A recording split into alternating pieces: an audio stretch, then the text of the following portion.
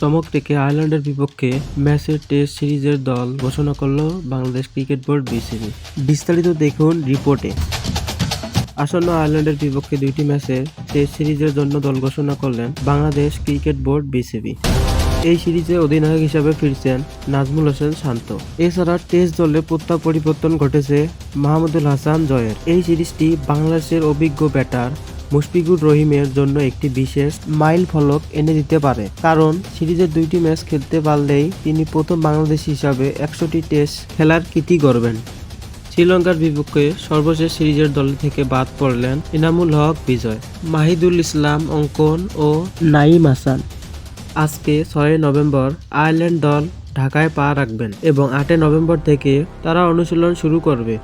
সিরিজের প্রথম test 11 November থেকে সিলেট আন্তর্জাতিক স্টেডিয়ামে শুরু হবে এবং দ্বিতীয় টেস্ট ম্যাচটি 19 নভেম্বর থেকে ঢাকায় মিরপুর শেরেবাংলা জাতীয় স্টেডিয়ামে অনুষ্ঠিত হবে।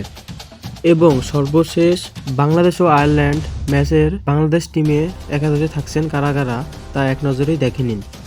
নাজমুল হোসেন শান্ত অধিনায়ক, সালমান ইসলাম, মাহমুদুল হাসান জয়, মুশফিকুর রহিম, মমিনুল হক, লিটন কুমার দাস, জাকের আলী অনিক, মেহেদী হাসান মিরাজ, তাইজুল ইসলাম, সৈয়দ খালেদ আহমেদ, হাসান মাহমুদ, নাহিদ রানা, সর্বশেষ ইবাদত হোসেন চৌধুরী। এইরকম নিত্য নতুন খেলাধুলার বিষয়ে নতুন আপডেট ভিডিও পেতে চ্যানেলটি সাবস্ক্রাইব করুন এবং পেজটি ফলো করুন। ততক্ষণে দেখা হচ্ছে অন্য কোনো ভিডিওতে।